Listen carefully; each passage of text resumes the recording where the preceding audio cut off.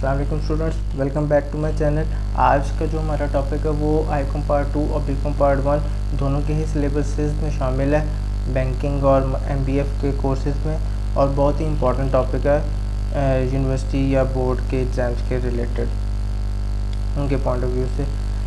तो हमारा जो टॉपिक है that's basically functions of commercial bank. तो कमर्शियल बैंक हमने लास्ट वीडियो में, जो कि हमारी काइंड्स ऑफ बैंक वाली जो वीडियो थी, उसके अंदर मैंने आपको काफ़ी डिटेल से बताया था कि आखिर कमर्शियल बैंक होता क्या है। तो कमर्शियल बैंक की जो डेफिनेशन है, आप एग्जैक्टली जो बैंक वाली जो डेफिनेशन जो हमने लास्ट वीडियो में पढ़ी थी, बैंकिंग कंपनीज ऑफ ऑर्डिनेंस वाली, वो वाली डेफिनेशन भी आप यहाँ पर इस्तेमाल कर सकते हो। मैंने यहाँ पे क्राउथर की डेफिनेशन कोड की है। क्राउथर हमें ये कहता है जी, bank is a dealer in debt of its own and other people. इसका मतलब ये है कि बैंक जो है, एक कमर्शियल बैंक जो है, जो उसने अपने भी जो लोन्स लिए होते हैं, यानी कि वो किससे लोन्स लेते हैं, सेंट्रल बैंक से या दूसरे फाइनेंशियल इंस्टीट्यूशन से, अपनी नीड्स को पूरा करने के लिए, अपना सर्कल चलाने के लिए, तो वो उसको भी डील कर रहा होता है। साथ साथ एंड अदर पीपल, जो उसने लोगों को लोन्स दिए होते हैं, जो हमारे से पैसा लेकर वो लोगों को लोन्स देता है, डिफरेंट टाइप के लोन्स देता है, वो उनका भी डीलर है। आगे वो इसको मज़ीद एलेबोरेट कर रहा है। It accepts the deposits of people, वो लोगों की अमानतें वसूल करता है, लोग उस वहाँ पर पैसे अमानतन रखवाते हैं। And then lends them to the needy, और फिर वो जो पैसे हैं वो ज़रूरतमंदों को कर्जे की सूरत में फराहम कर रहा होता है। ठीक है, आगे इसके कुछ प्राइमरी फंक्शंस हैं। तो सबसे पहला प्राइमरी फंक्शन इसका आता है रिसीविंग ऑफ डिपॉजिट्स, जो कि हमने डेफिनेशन में पढ़ा है कि it accepts the deposits of the people. तो ये सब प्राइमरी फंक्शन है रिसीविंग ऑफ डिपॉजिट्स। वो लोगों से डिफरेंट फॉर्म्स में अपने जो डिपॉजिट्स है वो रिसीव कर रहा होता है। सो सबसे पहले है करंट अकाउंट। लोग जो हैं, जो आम जो कस्टमर्स होते हैं बैंक के, जो कि ज़रा अच्छे ओहदे के ऊपर होते हैं, प्रोफेशनल्स होते हैं, बिजनेसमैन होते हैं, हायर क्लास के होते हैं, अपर क्लास के होते हैं, या जो हाई सैलरीड लोग होते हैं, वो अक्सर करंट अकाउंट बैंक में खुलवाते हैं और उसमें पैसे वगैरह अपने डिपॉजिट करा रहे होते हैं। अच्छा, अब करंट अकाउंट का हमारी इकॉनमी से भी बड़ा गहरा ताल्लुक है। करंट अकाउंट में जितने ज़्यादा पैसे होते हैं, वो जितना उसमें खसारा कम होता है, डेफिसिट कम होता है, हमारी इकॉनमी स्टेबिलिटी की तरफ उतनी ज़्यादा जा रही होती है। अच्छा, बैंक जो है वो उसकी जो जितनी भी सर्विसेज वो प्रोवाइड करता है, जो भी हमें एडवर्टीजमेंट्स वगैरह में वो दिखाते हैं, करंट अकाउंट होल्डर्स को वो सारी फैसिलिटीज़ वगैरह प्रोवाइड की जाती हैं। लेकिन इसमें एक चीज़ ये है कि इसमें जो अमाउंट हम लोगों ने जो डिपॉजिट कराई होती है, उसके ऊपर हमें कोई इंटरेस्ट वगैरह नहीं मिलता, यानी कि एक्स्ट्रा इनकम हमें उसमें नहीं शामिल की जा रही होती। वो क्यों नहीं शामिल की जा रही होती? क्योंकि करंट अकाउंट के अंदर जो पैसा होता है, करंट अकाउंट का जो एक आप कह लेंगे जो पूल बनाया होता है किसी कमर्शियल बैंक ने, वो पैसा वहीं का वहीं होता है। उस पैसे को in the form of investments या in the form of loans आगे ट्रांसफ़र नहीं किया जाता, यानी कि उससे बैंक को कोई फर्दर इनकम नहीं हो रही होती। That just remains as a reserve in the bank. ठीक है, तो इसीलिए करंट अकाउंट होल्डर्स को अपनी जो अमाउंट होती है, जो उनके अकाउंट में होती है, उसके ऊपर कोई भी फर्दर इंटरेस्ट वगैरह नहीं मिल रहा होता।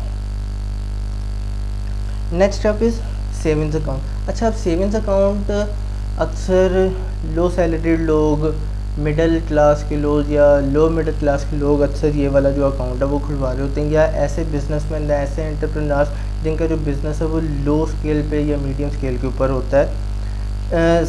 सेविंग्स अकाउंट काफ़ी पॉपुलर टाइप ऑफ अकाउंट है। इसके ऊपर जो बैंक है वो इंटरेस्ट आपको पे कर रहा होता है, लेकिन बड़ा थोड़ा सा इंटरेस्ट होता है। और एडिशनल इसमें ये बात है कि एक सर्टन अमाउंट तक ही आप इसमें से, यानी कि एक सर्टन लिमिट ऑफ अमाउंट तक ही आप इसमें से जो पैसे हैं वो अपने विड्रॉ करवा सकते हैं। फिर आता है आपका fixed deposit account. Fixed deposit account को हम लोग टर्म डिपॉजिट अकाउंट भी कहते हैं। ये एक ख़ास टाइम पीरियड के लिए खोला जाता है। वो ख़ास टाइम पीरियड जो है वो हम लोग अपने, जब हम अकाउंट खुलवाने जाते हैं उसी टाइम ही वो सेट हो रहा होता है। हम उस टाइम पीरियड के दौरान जिस पैसे उसमें डिपॉजिट करा सकते हैं, उससे पैसे हम लोग विड्रॉ नहीं करवा सकते। बैंक हाँ इसके ऊपर हमें इंटरेस्ट वगैरह पे कर रहा होता है, लेकिन हम चाहें तो फिक्स डिपॉजिट अकाउंट में से पैसे विड्रॉ करवा सकते हैं टाइम से पहले। लेकिन उसके लिए हमें एक एप्लीकेशन लिखनी पड़ेगी, लेकिन जैसे ही हम वो पैसे निकलवाएंगे हमारा ये अकाउंट जो है वो ख़त्म कर दिया जाएगा। ठीक है, इसकी कोई भी फिर हैसियत नहीं रहेगी अनटिल एंड अनलेस ये अपना टाइम पीरियड पूरा ना कर ले।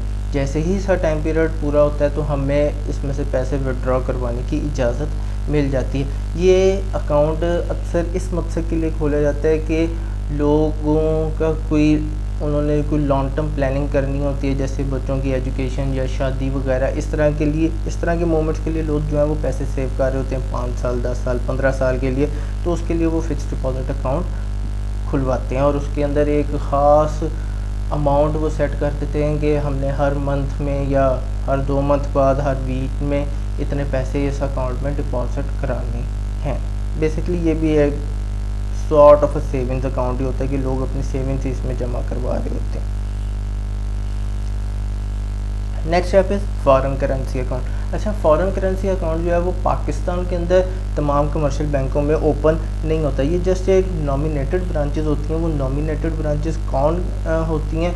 वो बेसिकली नॉमिनेट करता है सेंट्रल बैंक, यानी कि state bank of Pakistan nominate करता है कि इस बैंक का फ़लानी एक ब्रांच होगी, वहाँ पर ही फॉरेन करेंसी अकाउंट खोला जा सकता है। अब फॉरेन करेंसी अकाउंट से मुराद क्या है? इस अकाउंट के अंदर जो भी अमाउंट डिपॉजिट की जाएगी या इस अकाउंट से जो भी अमाउंट विड्रॉ की जाएगी वो एक फ़ॉरेन करेंसी में होगी, वो लोकल करेंसी में नहीं होगी। यानी कि अगर पाकिस्तान में तो वो पाकिस्तानी रुपये में नहीं ये अकाउंट खोला जाएगा, वो US डॉलर्स में हो सकता है, ग्रेट ब्रिटेन पाउंड में हो सकता है, वो किसी और करेंसी में भी हो सकता है। जो करेंसीज़ में यहाँ पर ट्रेडिंग वगैरह मानी जाती है या जिन करेंसीज़ में ये अकाउंट खोलने की इजाज़त स्टेट बैंक ऑफ पाकिस्तान देता है, ये जस्ट उन्हीं करेंसीज़ में ये अकाउंट वगैरह खोले जाते हैं। अच्छा, अब इस अकाउंट के ऊपर बेसिकली जो पाकिस्तानी लॉज हैं उनके अकॉर्डिंगली ये जो अकाउंट्स हैं इनके ऊपर ना तो टैक्स लगता है, ना ही किसी सॉर्ट की इसके ऊपर से ज़कात वगैरह काटी जाती है। ठीक है, नेक्स्ट अब इसका दूसरा प्राइमरी फंक्शन है वो है एडवांसिंग लोन्स। हमने डेफिनेशन में पढ़ा था कि इट एक्सेप्ट्स डिपॉजिट्स और उसके बाद क्या था, it lends it to the needy. Lends it to the needy basically यही चीज़ है एडवांसिंग लोन्स। अब बैंक किस किस तरह के लोन्स वगैरह प्रोवाइड करता है? तो 2 मेन टाइप्स हैं लोन्स प्रोवाइड करने की। सबसे पहली टाइप है types of loan according to term यानी कि टाइम पीरियड के लिए। ठीक है, तो सबसे पहले डिमांड लोन्स। तो डिमांड लोन्स बेसिकली ऐसे लोन्स होते हैं जो कि जिस टाइम एक कस्टमर डिमांड करता है, यानी कि वो बैंक के पास जाता है, वो कहता है कि जी मुझे किसी किस्म का लोन चाहिए, मैं आपका पुराना कस्टमर हूँ। बैंक भी उसकी सारी डिटेल्स देता है कि हाँ ये हमारा एक ट्रस्टवर्थी कस्टमर है, बहुत पुराना कस्टमर है, इसका बैंक बैलेंस भी अच्छा खासा है। तो वो जैसे ही डिमांड करता है उसको उसी टाइम ही डिमांड करने के साथ ही मतलब कि after some verification and scrutinizing the process, तो वो उसको एक अमाउंट वगैरह एक लमसम अमाउंट उसको थमा देते हैं, यानी कि जो भी उसको लोन वगैरह रिक्वायर्ड होता है। ये बेसिकली पर्सनल गारंटी के ऊपर ये लोन वगैरह दिए जा रहे होते हैं और इसकी जो रिकवरी होती है वो इंस्टॉलमेंट्स में की जाती है। नेक्स्ट अब is short term loans. Short term loans basically किसी भी एंटरप्रेन्योर को, किसी भी बिजनेसमैन को या किसी भी बंदे को, एक इंडिविजुअल को उसकी पर्सनल नीड्स वगैरह के लिए, जो कि बड़े शॉर्ट टाइम के लिए हो, यानी कि छोटे छोटे अगर उसने कोई अगर बिज़नेस के लिए ले रहा है तो छोटा सा उसने कोई बिज़नेस में कोई चेंज लेकर आना है, माइनर सा चेंज लेकर आना है, तो उसके लिए शॉर्ट टर्म लोन्स वगैरह प्रोवाइड किए जाते हैं। अच्छा, अब शॉर्ट टर्म लोन्स के जो पूरा जो एक पीरियड होता है वो 1 साल तक के लिए होता है या 1 साल से कम अरसे के लिए होता है। उसके बाद आते हैं आपके medium term loans. Medium term loans basically अगर हमने कोई बिज़नेस में थोड़ा सा बड़ा काम करना है, यानी कि रॉ मटेरियल वगैरह परचेज़ करना है या कोई एडमिन एक्सपेंसेस वगैरह कोई हमने मीट वगैरह करने हैं तो उसके लिए हम लोग ये अच्छा मीडियम टर्म लोन्स जो हैं वो ले रहे होते हैं या बैंक जो है वो हमें प्रोवाइड करता है। तो इसका जो मुद्दत होती है वो 1 से लेकर 5 साल तक के अरसे के लिए होती है। Next step is long term loans. Long term loans एक लंबे अरसे का लोन होता है, यानी कि अगर हमने कोई बिज़नेस में चेंज लेकर आना है जिसका जो कि एक बहुत बड़ा चेंज है, बहुत ही एक्सपेंसिव चेंज है, यानी कि अगर हमने कोई बिल्डिंग वगैरह ख़रीदनी है, कोई गाड़ी वगैरह ख़रीदनी है, कोई एसेट्स बिल्डअप करने हैं, कोई कैपिटल रेज़ करना है जिसके असरात लॉन्ग टर्म होते हैं, तो उसके लिए बैंक जो है वो हमें अक्सर लॉन्ग टर्म लोन्स वगैरह प्रोवाइड करता है। या एग्रीकल्चर है तो वहाँ पर हमने कोई ट्यूबवेल वगैरह इंस्टॉल कराना है जो कि एक देर पा असर रखती है चीज़, उसके लिए लॉन्ग टर्म लोन्स वगैरह अक्सर प्रोवाइड किए जाते हैं। इसका जो टाइम पीरियड होता है वो more than 5 years up to 10 years होता है। मॉडर्न बैंकिंग में एक चीज़ यहाँ पर है कि मीडियम टर्म लोन्स और लॉन्ग टर्म लोन्स अब मर्ज कर दिए गए। मीडियम टर्म लोन्स की अब कोई भी आप कह लें कि एक टर्म जो थी वो अब ख़त्म हो चुकी हुई है, तो अब सिर्फ शॉर्ट टर्म लोन्स या लॉन्ग टर्म लोन्स को ही कंसीडर किया जाता है। अब लॉन्ग टर्म लोन्स जो है वो more then 1 year up till 10 years को ही कंसीडर किया जा रहा होता है, यानी कि ये दोनों टर्म्स जो हैं वो अब मर्ज हो चुकी हुई हैं। Last is project loans. जब हमने किसी एक ख़ास प्रोजेक्ट के लिए लोन लेना होता है, अब वो प्रोजेक्ट जो है वो किसी भी एक ख़ास मुद्दे के लिए हो सकता है, वो 10 दिन का भी हो सकता है, वो 1.5 महीने का भी हो सकता है, वो 1 साल का भी हो सकता है, वो 5 साल का भी हो सकता है। तो उसके लिए जो लोन्स वगैरह प्रोवाइड किए जाते हैं that's basically your project loans. अच्छा, अब जो दूसरे टाइप के लोन्स जो बैंक प्रोवाइड करता है वो अकॉर्डिंग टू इशू है, यानी कि वो किस तरह की इशुएंस कर रहा है लोन्स की। पहले टर्म के अकॉर्डिंगली था, टाइम पीरियड के लिहाज से, अब इशुएंस कैसे कैसे करता है लोन्स की। सबसे पहले कैश क्रेडिट। तो कैश क्रेडिट बेसिकली हमें जो लोन की अमाउंट है वो in the form of cash मिल रही होती है, यानी कि हार्ड कैश की फॉर्म में वो लोन मिल रहा होता है। और ये लोन किसके अगेंस्ट मिलता है? कोई भी हमें अपनी कोई करंट एसेट्स या बॉन्ड्स, सिक्योरिटीज़ वगैरह, कोई लैंड के पेपर्स वगैरह, इनको एज अ सिक्योरिटी वगैरह वहाँ पे रखवाना पड़ता है और फिर ही हमें ये लोन वगैरह जो है वो मिलता है इन the form of cash credit. ठीक है, अब इसके ऊपर हम लोग इंटरेस्ट पे करना पड़ता है। हम जितनी भी अमाउंट विड्रॉ करवाएंगे उसके ऊपर हम वो जो है वो इंटरेस्ट वगैरह पे करना पड़ता है। अब ये जो अमाउंट है वो बेसिकली हमारे अकाउंट में ट्रांसफ़र हो जाती है। ये जो लोन है वो बेसिकली जस्ट अकाउंट होल्डर्स को मिलता है, तो ये जो अमाउंट है वो अकाउंट में ट्रांसफ़र हो जाएगी। हम जितनी अमाउंट उसमें से विड्रॉ कराएंगे उतनी अमाउंट के ऊपर हमें इंटरेस्ट पे करना पड़ेगा। Next step is by opening loan account. अब अगर कोई अकाउंट होल्डर नहीं है तो उसके लिए स्पेशली पहले एक लोन अकाउंट खोला जाएगा और जो भी उसकी लोन की अमाउंट होगी वो उस अकाउंट के अंदर ट्रांसफ़र कर दी जाएगी। अच्छा, अब यहाँ पे कैश क्रेडिट और लोन अकाउंट में फ़र्क ये है कि कैश क्रेडिट में अगर आपने अमाउंट विड्रॉ नहीं करवाई तो आपको कोई इंटरेस्ट वगैरह पे नहीं करना पड़ेगा, लेकिन अगर आपने लोन अकाउंट के थ्रू अपना लोन वगैरह जो है वो सेंक्शन वगैरह करवाया है तो उसके ऊपर चाहे आप अब अमाउंट विड्रॉ करवाएं या ना करवाएं, आपको दोनों सूरतों में इंटरेस्ट चार्ज करना पड़ेगा। फिर है बाय मॉर्गेज या प्लेज, यानी कि गिरवी वगैरह रखवा के, रहन वगैरह रखवा के, तो हम लोग ये जो लोन है वो बेसिकली आपके मूवेबल या इमूवेबल एसेट्स जो भी होते हैं, आपके बॉन्ड, सिक्योरिटीज़, उसके अलावा इमूवेबल एसेट्स में आपकी लैंड एंड बिल्डिंग वगैरह, मशीनरी वगैरह, इस तरह की चीज़ें आ जाती हैं। तो उनके अंडर जो आपको लॉन्ग टर्म पीरियड के लिए जो अच्छे लोन्स वगैरह मिलते हैं वो बाय मॉर्गेज या प्लेज, यानी कि चीज़ों को गिरवी रखवा कर उनके बस आपको पैसे वगैरह मिल रहे होते हैं। फिर बाय ओवरड्राफ्ट। ओवरड्राफ्ट की अब जो फैसिलिटी है वो जस्ट ट्रस्टेड कस्टमर्स को मिलती होती है, ऐसे कस्टमर्स जिनके अकाउंट में बहुत सारा पैसा हो। ओवरड्राफ्ट ऐसी फैसिलिटी है जिसमें आप अपने अकाउंट में मौजूद रकम से ज़्यादा रकम निकलवा सकते हो, यानी कि अगर आपके अकाउंट में 2.5 लाख रुपये है और आपको 2,75,000 रुपये की रिक्वायरमेंट है तो आप 2,75,000 बैंक से निकलवा सकते हो। अगर तो आप बैंक के बहुत पुराने कस्टमर हो, बहुत ट्रस्टेड कस्टमर हो, तो वो जो इजाफी जो 25,000 रुपया जो आपने निकलवाया that's basically your overdraft facility जो आपने अवेल की है बैंक से। अच्छा, अब इसके ऊपर जो इंटरेस्ट होता है वो आपसे डेली बेसिस के ऊपर चार्ज किया जा रहा होता है, यानी कि आप जितने दिन के लिए आप वो ओवरड्राफ्ट फैसिलिटी यूज़ कर रहे हो उतने दिनों के, अगर आप हर हफ्ते ही यूज़ करते हो तो वो जो हफ्ते का जो एज पीरियड है यानी कि 7 डेज़ है, उन 7 डेज़ के ऊपर आपको इंटरेस्ट वगैरह कोई ना कोई चार्ज किया जाएगा। अच्छा, अब इसका एक दूसरा नाम है रनिंग फाइनेंस, यानी कि चलत खाता भी इसे कहते हैं। ये चलता रहता है, ये चीज़ ये ख़त्म नहीं होती। अगर तो आप ट्रस्टेड क्लाइंट हो, बैंक जो है आप बैंक का लोन वापस करी जा रहे हो, जितना आपने ओवरड्राफ्ट लिया था, जितना आपने ज़्यादा पैसे निकलवाए थे आप वापस कर रहे हो, फिर आप निकलवा सकते हो, फिर वापस कर रहे हो। इसके लिए ऐसा कोई एप्लीकेशन वगैरह की बार बार ज़रूरत नहीं पड़ती।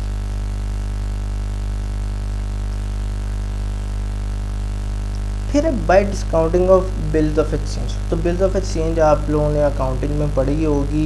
एक नेगोशिएबल इंस्ट्रूमेंट है जो कि अक्सर ट्रेड बिजनेसेस में यूज़ हो रहा होता है। एक बंदा पैसे ने चीज़ें परचेज़ की हैं, उसके पास पैसे नहीं है, वो बिल ड्रॉ करता है अगले बंदे के ऊपर कि 3 माह में मैं आपको ये पैसे दे दूँगा।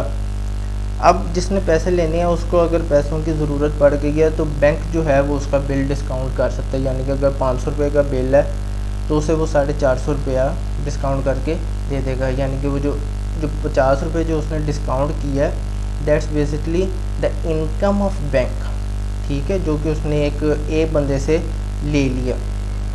तो जितने भी वो बैंक से पैसे जितने भी वो डिस्काउंट की मद में पैसे काटेगा वो उसकी इनकम होगी। एंड देन वो जो एक्चुअली जिस बंदे ने पैसे पे करने थे, अब मामला जो है वो बैंक का और वो जो एक मिस्टर बी है उसके दरमियान रह जाएगा।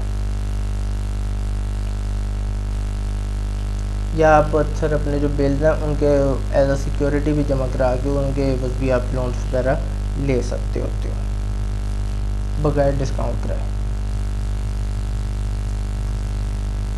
उसके बाद हैं कुछ सेकेंडरी फंक्शंस हैं, मुतफर्रिद फ्रेज इन्हें उर्दू में कहते हैं हम लोग। सबसे पहले बैंक हमें प्रोवाइड करता है agency services. Bank as an agent भी हमारा काम करता है, यानी कि हमारे बदले में काम कर होता है, हमारी जगह काम करता है, लेकिन उसके बस वो कुछ फ़ीस वगैरह भी चार्ज करता है। सबसे पहले collection and payment of cheque. हम अगर बैंक को डायरेक्ट कर दें कि ये हमारी चेक बुक है, ये आप ही रखें, तो आपने ही हमारे चेक्स के थ्रू पेमेंट हमारी करनी है। हम आपको बता देंगे कि इतनी आपने पेमेंट करनी है तो आप पेमेंट कर दीजिएगा। और अगर हम आपको ये भी बता देंगे कि उस बंदे से हमने कलेक्शन करनी है चेक की, तो आप जाकर अपना कोई बंदा भेजकर, अपना कोई नॉमिनी भेजकर आप उस बंदे से हमारा जो चेक है वो कलेक्ट करके हमें दे देंगे। हम वो जो अमाउंट है वो हमारे अकाउंट में ट्रांसफ़र कर दी जाए। तो बैंक अपने कस्टमर के बिहाफ के ऊपर उसका चेक कलेक्ट भी कर लेता है या उसके चेक के थ्रू पेमेंट भी कर देता होता है, और इसके लिए वो एक फ़ीस चार्ज करेगा। फिर है कलेक्शन ऑफ डिविडेंड्स। अगर आपको कहीं से कोई प्रॉफिट्स वगैरह आ रहे हैं, यानी कि शेयर्स वगैरह के ऊपर, डिबेंचर्स वगैरह के ऊपर, तो वो भी बैंक जो है वो भी आपके बिहाफ के ऊपर कलेक्ट करके आपके अकाउंट में ट्रांसफ़र कर देगा और आपको एक नोटिफिकेशन भेज देगा, मैसेज भेज देगा, ईमेल भेज देगा, या आपको कॉल कर दी जाएगी कि हमने आपका डिविडेंड जो है वो कलेक्ट कर लिया, आपका जो भी प्रॉफिट है वो कलेक्ट कर लिया गया, और इतनी अमाउंट जो है वो, इतनी जो फ़ीस है, इतने जो चार्जेस हैं वो उसके बदले में हमने आपके अकाउंट से डिडक्ट भी कर लिए हैं। अच्छा, उसके बाद है purchase and sale of security. तो जैसे collection and payment of cheques थे, इसी तरह अगर कोई हमारी सिक्योरिटी है, यानी कि कोई बिल्स वगैरह हैं या इस तरह की कोई चीज़ है, कोई हमने ज्वेलरी वगैरह भी अगर कोई रखवाई हुई है, तो बैंक जो है वो उसकी भी सेल एंड परचेज़ का काम हमारे बिहाफ के ऊपर कर लेता है। हम उसको डायरेक्ट कर देते हैं तो बैंक हमारे लिए वो भी काम कर लेगा, और उसके भी बस वो कोई एक आधी कमीशन थोड़ी बहुत चार्ज करता है। फिर है एग्जीक्यूशन ऑफ स्टैंडिंग ऑर्डर। ये बेसिकली हमने पहले जितने भी पॉइंट्स पढ़े हैं उसके लिए एक ऑर्डर है, हम उसको ऑर्डर देते हैं तो वो हमारे ऑर्डर्स के ऊपर काम करने का पाबंद है। हम उसको जो भी ऑर्डर दें, बैंक जो है वो उस ऑर्डर्स के ऊपर वो बेसिकली स्टैंडिंग ऑर्डर कहते हैं, तो उन स्टैंडिंग ऑर्डर्स की एग्जीक्यूशन वो बड़े अच्छे तरीके से करता है, और जितनी की भी वो एग्जीक्यूशन करेगा उसके बस वो नॉमिनल चार्जेस वो ले रहा होता है। फिर है ट्रस्टी। ट्रस्टी का बेसिकली मतलब होता है मतवली या निगहबान भी आप कह सकते हैं, रखवाला भी आप कह सकते हैं। तो बैंक जो है वो हमारी काफ़ी चीज़ों को की रखवाली वगैरह भी कर रहा होता है। वो हमारे काफ़ी मॉनेटरी अफेयर्स की रखवाली करता है। वो चेक कर रहा होता है कि इस बंदे को, हमारा ये जो क्लाइंट है या ये जो कस्टमर है, इसने हमें ये सिक्योरिटी दी थी, उसने हमें ये जिम्मेदारी लगाई थी कि ये हमने बेचनी है, तो उसको किसी एक अच्छे बंदे को बेचेगा जहाँ से उसे अच्छा दाम मिलेगा।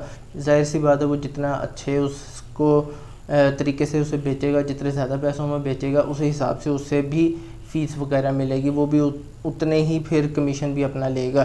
तो जितने वो ज़्यादा बेनिफिट कस्टमर को पहुँचाएगा, वैसा ही परसेंटेज में उसे भी बेनिफिट्स वगैरह मिलते हैं। तो इस हिसाब से वो एज अ ट्रस्टी भी हमारे अकाउंट के भी हमारे जो कस्टमर है उसका एज अ ट्रस्टी भी काम कर रहा होता है। फिर है ट्रांसफ़र ऑफ फंड्स। अगर हम लोग बैंक को ये कह दें कि हमारे जो पैसे हैं वो आपने हमारे अकाउंट से दूसरे बंदे के अकाउंट में आपने ट्रांसफ़र करने हैं, या उस बंदे से जो पैसे हैं वो हमारे अकाउंट में आपने ट्रांसफ़र करने हैं, तो वो इस तरह भी कर रहा होता है, यानी कि आपने वो कलेक्ट करने हैं। तो फंड्स की भी बेसिकली ट्रांसफरिंग का काम बड़े अच्छे तरीके से बैंक जो है वो कर लेता है, और इसके एवज भी वो चार्जेस वगैरह लेगा। फिर है एजेंट।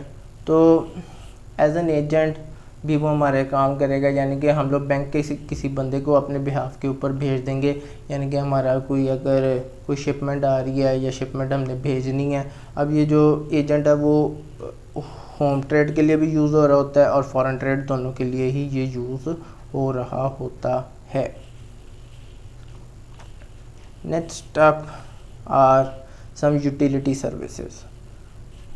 अब ये बेसिक सर्विसेज आप इन्हें कह सकते हैं, जो कि आमतौर पर बैंक जो है वो हमें प्रोवाइड कर रहा होता है। तो सबसे पहले फॉरेन एक्सचेंज।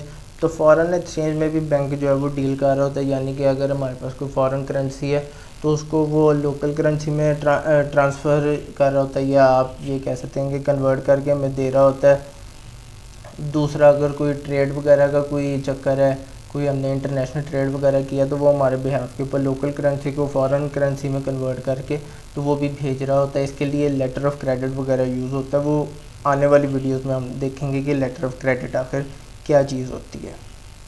फिर है ईजी मीडियम ऑफ एक्सचेंज। तो चीज़ों की ट्रांसफरिंग के लिए, पैसे के ट्रांसफरिंग के लिए, फंड्स के ट्रांसफरिंग के लिए और चीज़ों के लेन देन, चीज़ों के तबादले के लिए भी एक इजी मीडियम है, एक आसान, आप कह सकते हैं कि आसान रास्ता, आसान सर्विसेज ये प्रोवाइड हमें कर रहा होता है।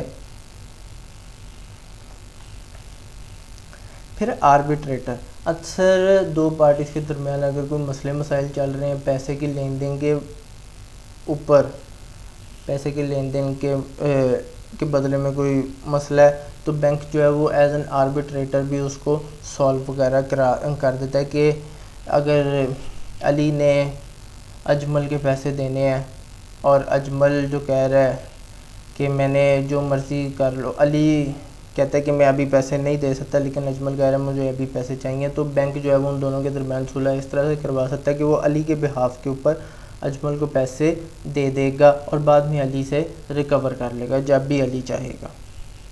उनके दरमियान जो भी उनकी शराइत वगैरह तय पाएंगी। फिर acceptance of bill of exchange. तो ये अभी हमने पहले भी पढ़ा है कि बिल ऑफ एक्सचेंज के जो डिस्काउंट वगैरह कर रहा होता है या उसके बस जो हमें लोन वगैरह दे रहा होता है, तो मैंने आपको उसमें भी बताया था कि अगर किसी को पैसे वगैरह चाहिए और उसके बाद बिल ऑफ एक्सचेंज है और बिल ऑफ एक्सचेंज अभी मैच्योर होने की डेट नहीं आई, यानी कि उसकी मैच्योरिटी डेट या ड्यू डेट अभी नहीं आई, तो वो उस बिल को बैंक से डिस्काउंट वगैरह भी करवा सकता है।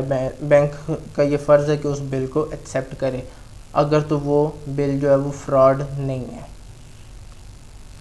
फिर है क्रेडिट इंस्ट्रूमेंट्स। तो अक्सर हमें क्रेडिट इंस्ट्रूमेंट्स काफ़ी टाइप के बैंक जो है वो हमें प्रोवाइड कर रहा होता है। क्रेडिट इंस्ट्रूमेंट्स ऐसे इंस्ट्रूमेंट्स होते हैं जो कि बेसिकली हार्ड कैश के यूज़ को रिड्यूस कर रहा होता है, और इसमें आपके चेक्स, बैंक ड्राफ्ट्स और एलसीज वगैरह यूज़ होते हैं।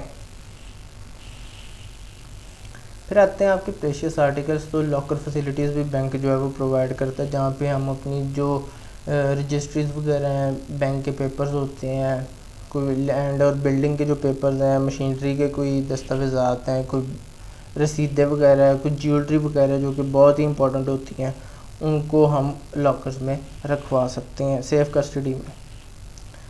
फिर एटीएम्स यानी कि ऑटोमेटेड टेलर मशीन, हमें 24/7 कैश सर्विसेज वगैरह प्रोवाइड की जाती हैं बैंक के थ्रू। हम जब चाहें, जहाँ चाहें, जिस मर्ज़ी बैंक से चाहें अपने पैसे जो हैं वो निकलवा सकते हैं। कंप्यूटराइज्ड बैंकिंग या इसे हम इलेक्ट्रॉनिक बैंकिंग कहते हैं, तो इसने काफ़ी हद तक कस्टमर्स को सहूलत वगैरह फराहम की है। अब कुछ स्पेशल सर्विसेज भी बैंक जो है वो प्रोवाइड करता है। सबसे पहले रिसीट ऑफ ज़कात एंड उशर।